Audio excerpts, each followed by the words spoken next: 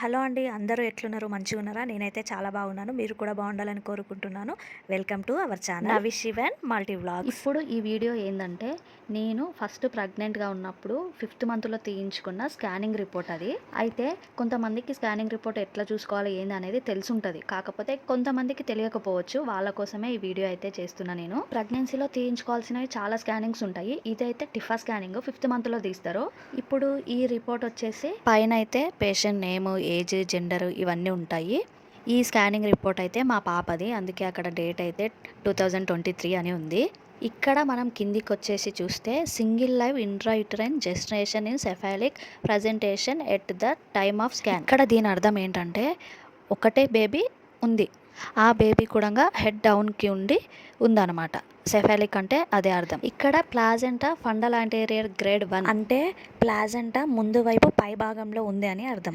Liker adequate for gestational age అంటే మనకి ఉమ్ము నీరు అనేది సరిపడా ఉందని. ఇక్కడ కింద ఫీటల్ బాడీ మూవ్మెంట్స్ గుడ్ అంటే బేబీ కదలికలు అన్నీ మంచిగా ఉన్నాయి అని అర్థం. ఇంకా కింద అయితే fetal cardiac activity good, internal os closed అంటే బేబీ గుండె పనితనం అనేది మంచిగా ఉంది.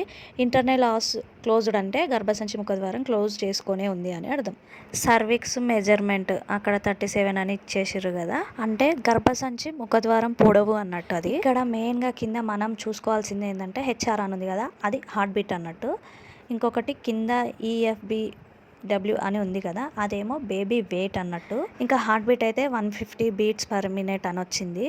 ఇంకా కింద అయితే వెయిట్ 343 గ్రామ్స్ ఇచ్చారు. బేబీ వెయిట్ వచ్చేసి ఉండాల్సినంతనే ఉంది నార్మల్గా. హార్ట్ బీట్ని బట్టి మనము పాపనా బాబా అని తెలుసుకోవచ్చు అని చాలామంది అంటారు, కానీ అది నేనైతే నమ్మను. ఇక్కడ కింద అయితే జిఏ అని ఉంది కదా, 20 వీక్స్ 2 డేస్ అని. ఎన్ని వారాలు ఉంది, ఎన్ని డేస్ ఉంది అనేది మనం ఇక్కడ చూసుకోవచ్చు. ఇంకా లాస్ట్లో అయితే ఇంకా మెయిన్గా అందరికీ తెలిసిందే ఈడిడి, డెలివరీ డేట్ ఎప్పుడు ఏంటి అనేది. ఇక్కడ సెకండ్ పేజీకి వస్తే మనకి ఏమి ఇస్తారంటే బేబీ హెడ్ టు టాయ్ ఎట్లా ఉంది, ఆర్గన్స్ అన్నీ ఎట్లున్నాయి అనేది మనకు డీటెయిల్గా ఇక్కడ ఇస్తారు. మనము అవన్నీ చదువుకోవాలనుకుంటే చదువుకోవచ్చు.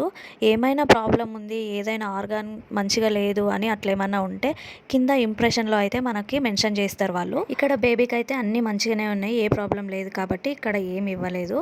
Just single live intrauterine pregnancy of 20 weeks 2 days noted in cephalic presentation అని ఇచ్చిర్రు. దీన్ని మనం ఫస్ట్ లైన్లోనే చూసినాం కదా.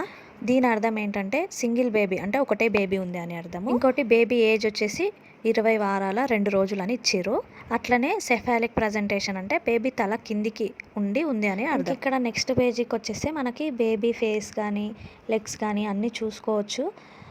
ఇక్కడ మనకైతే అంత ఏం క్లియర్గా ఏం కనిపించదు, కాకపోతే మనకు లైట్గా తెలుస్తుంటుంది face, stomach, head, legs, hands అనేది మనకు చూస్తేనే అర్థమైపోతుంది. ఒక ఎగ్జైట్మెంట్ అనేది ఉంటుంది కదా బేబీని చూడాలి అని. నేనైతే ఊరికే ఈ స్కానింగ్ రిపోర్ట్ని పట్టుకొని చూసుకుంటూ కూర్చుంటుంటే పాప కడుపులో ఉన్నప్పుడు ఎట్లా ఉంటుంది, ఎవరిలాగా ఉంటుంది, మా ఆయనలాగా ఉంటుందా, నాలాగా ఉంటుందా అని.